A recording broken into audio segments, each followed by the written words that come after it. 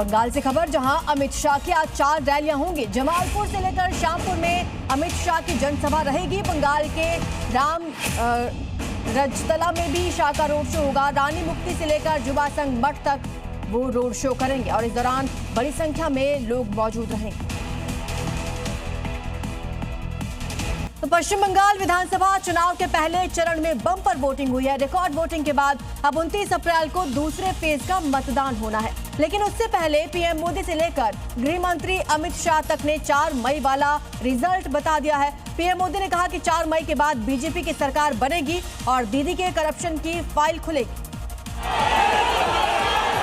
प्रधानमंत्री मोदी का ये कॉन्फिडेंस विरोधियों की टेंशन बढ़ाने वाला है, क्योंकि दूसरे फेज के प्रचार के लिए नॉर्थ 24 परगना पहुंचे प्रधानमंत्री मोदी ने बंगाल के लोगों को बधाई दी और कहा कि पहले चरण के मतदान में लोगों ने बीजेपी की विजय का शंखनाद कर दिया है।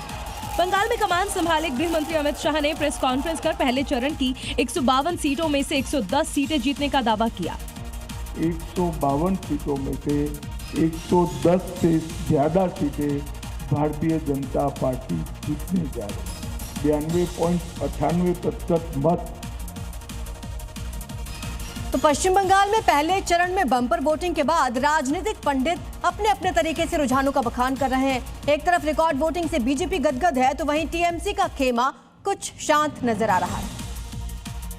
और सबसे बड़ी बात है कि ममता बनर्जी अपने स्वभाव से उलट नजर आ रही है। ना ही बम्पर वोटिंग पर कोई बयान आया है और ना ही उत्साह दिख रहा है। हालांकि ये जरूर है कि टीएमसी से ममता बनर्जी के प्रति जनता का समर्थन बता रही है, लेकिन दूसरे दौर के प्रचार के लिए अब केवल 4 दिन का ही समय बचा है, जहां इस दौरान बीजेपी ने संगठन के तौर पर पूरा दमखम लगा दिया है। तो वहीं ममता बनर्जी खुद को अपने विधानसभा क्षेत्र भवानीपुर में ही सीमित कर लिया है। सवाल है कि क्या दूसरे चरण की वोटिंग से पहले ही टीएमसी ने हार मान ली है? ऐसी बातें कहने के पीछे की वजह पश्चिम बंगाल का राजनीतिक इतिहास रहा है। इधर पश्चिम बंगाल में पहले चरण की वोटिंग के दौरान कई इलाकों में बवाल भी हुआ। कहीं टीएमसी के पोलिंग एजेंट्स पर हमले की तस्वीर आई, तो कहीं बीजेपी बूथ अध्यक्ष पर ही अटैक हो गया, जिसकी तस्वीर पूर्वी बर्धमान से आई है, जहां चुनावी प्रचार खत्म कर लौट रहे बीजेपी बूथ अध्यक्ष और उनके पति के साथ मारपीट की गई। आरोप है तृणमूल के गुंडों ने उन पर हमला किया। वहीं जलपाईगुड़ी में भी टीएमसी और बीजेपी के कार्यकर्ता आपस में भिड़ गए। इस दौरान पुलिस को बीच बचाव करना पड़ा, जिसके बाद मामले को शांत करवाया गया।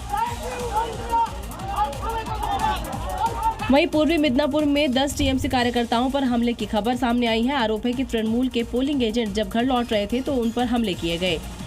वहीं प्रचार के दौरान हिमंता बिस्वा शर्मा ने 200 सीट जीतने का अनुमान जताया है।